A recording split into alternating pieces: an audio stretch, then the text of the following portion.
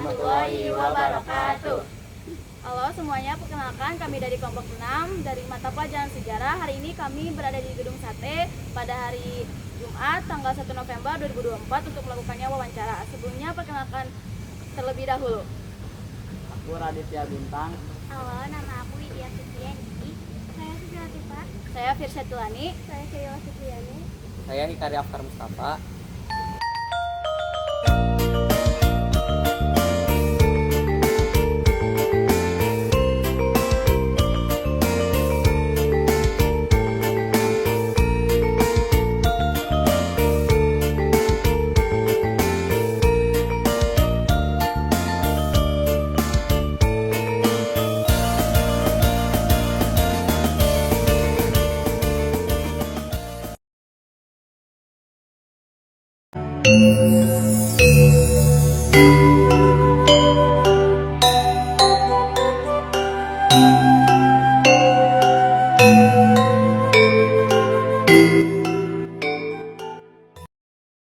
Saya Hikari Afkar Mustafa dari kelompok 6. Di sini saya lagi di Museum Gedung Sate dan di sini saya akan mewawancarai kakak edukatornya yang bernama. Nama saya adalah Winda, saya adalah edukator dari Museum Gedung Sate. Oh iya, terima kasih. Di sini saya akan mewawancarai Kak Winda dari pertanyaan nomor 1. Seperti yang kita udah tahu, Gedung Sate dinamakan itu karena dari tugu paling atas yang ada gambar sate atau tusuk sate.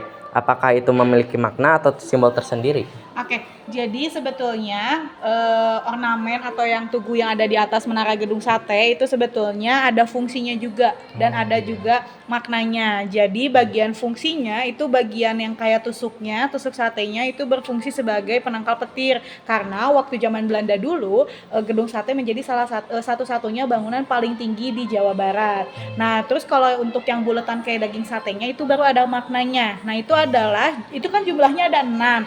Itu adalah lambang atau total dari pembuatan gedung satenya sendiri yang menghabiskan biaya sebesar 6 juta gulden. Gulden itu mata uang Belanda sebelum euro, kalau dirupiahkan setara dengan 462 miliar rupiah pada saat itu. Oh iya. Oke. Menjadi cagar budaya. Untuk gedung satenya sendiri menjadi cagar budaya itu pada mulainya itu diresmikannya sebagai cagar budaya itu tahun 2017. Baik, pertanyaan selanjutnya yaitu berapa lama pembangunan Gedung Sate? Kalau Gedung Sate sendiri itu kan mulai peletakan batu pertamanya pada tanggal 27 Juli 1920 dan proses pembangunannya memakan waktu sekitar 4 tahun. Jadi selesainya itu tahun 1924. Oh iya, baik, terima kasih. Untuk pertanyaan keempat, tujuan Gedung Sate dibuat untuk apa sih? Jadi kalau Gedung Sate sendiri itu pada awalnya dibangun sebetulnya bukan hanya gedung satenya saja, tapi sebetulnya pemerintah Hindia Belanda mau memindahkan ibu kota Indonesia yang asalnya ada di Batavia itu dipindahkan ke kota Bandung. Nah, makanya pemerintah Hindia Belanda pada saat itu ingin membangun sebuah pusat pemerintahan di kota Bandung. Nah, di pusat pemerintahan tersebut kan kurang lebih luas tanahnya sekitar 27 hektar. Nah, di dalam sana itu rencananya mau dibangun sekitar ada 14 gedung. Cuman bangunan pertama yang dibangun itu adalah Gedung Sate gitu. Jadi tujuan utamanya Gedung Sate dibangun menjadi salah satu bangunan yang ada di pusat pemerintahan Hindia Belanda dan juga menjadi kantor pekerja umum dan pengairan, pengatur lalu lintas dan juga bangunan. Oke. Dilanjut sama pertanyaan berikutnya, Kak. Jadi dari informasi yang kami dapatkan, dalam Gedung Sate kan ada sebuah tugu tuh katanya. Si tugu itu tuh katanya bertujuan dibuat untuk penghargaan kepada jenazah, apakah benar? Jadi ya itu betul. Jadi sebetulnya tugu itu dibuat dari batu besar yang dimana dulu batu besarnya itu menutupi suatu lubang besar yang ada di area belakang Gedung Sate. Dimana ternyata setelah diangkat batu besarnya itu ternyata di dalam lubangnya itu terdapat 3 jasad dari 7 korban atau 7 pemuda yang dulu sempat mempertahankan gedung sate dari kedudukan Hindia Belanda.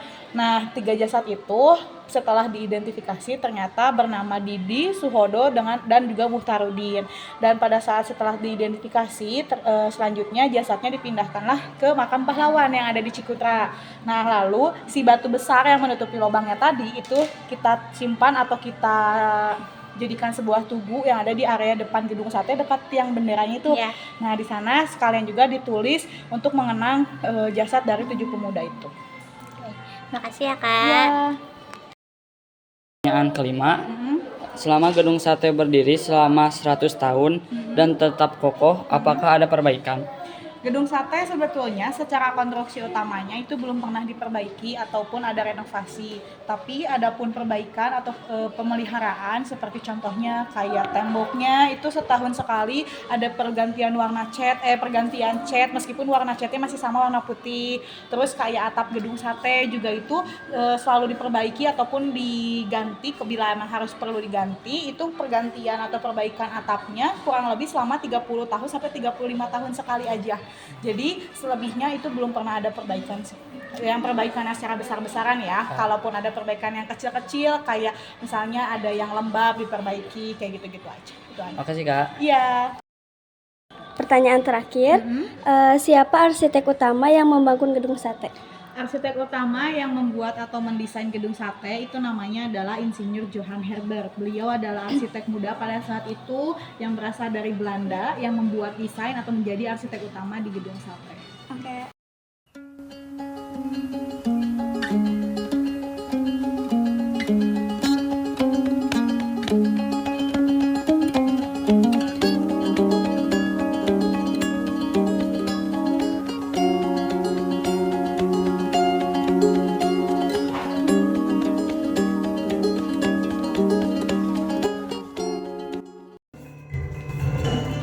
Bangunan itu akrab disebut gedung sate.